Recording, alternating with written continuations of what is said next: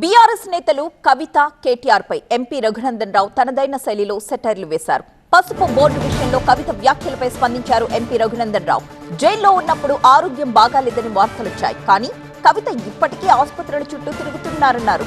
Treatment తరువాత press meet పెడితే బాగుంటుందని హితవు పలికారు రఘునందన్ రావు. అటు కేటీఆర్ రైతు ధర్నాపై స్పందిస్తూ అధికారంలో ఉన్నప్పుడు కేటీఆర్ కి రైతులు గుర్తుకు రాలేదన్నారు. ఎర్రవల్లి ఫామ్ హౌస్ చుట్టూ ఉన్న గ్రామాల్లో రైతులు ఆత్మహత్య చేసుకుంటుంటే ఎందుకు స్పందించలేదని మండిపడ్డారు.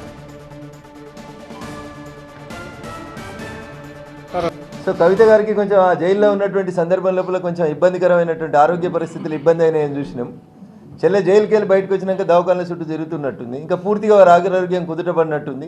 ఇంకొంచెం మంచి డాక్టర్లతో ట్రీట్మెంట్ చేయించుకున్న తర్వాత ప్రెస్ మీట్లకు వస్తే చెల్లె బాగుంటుంది అనేది నా అభిప్రాయం. అమ్మ బతికి ఉన్నప్పుడు ఏం పెట్టలేదు, అన్నం పెట్టలేదు వీళ్ళు. అమ్మ చనిపోయినాక పిన్నమ్మకు బంగారు గాజులు చేపిస్తా అని బయలుదేరిండు కేటీఆర్ లాంటివాడు.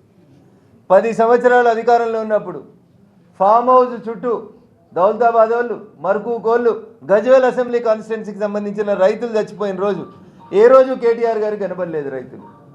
ఇవాళ కేటీఆర్ గారు వచ్చి రైతు ధర్నా చేస్తా, రైతు దీక్ష చేస్తా అంటే కేవలం పొలిటికల్ స్టంట్గా మాత్రమే ప్రజలు చూస్తారు తప్ప ఇంకొకటి కాదు.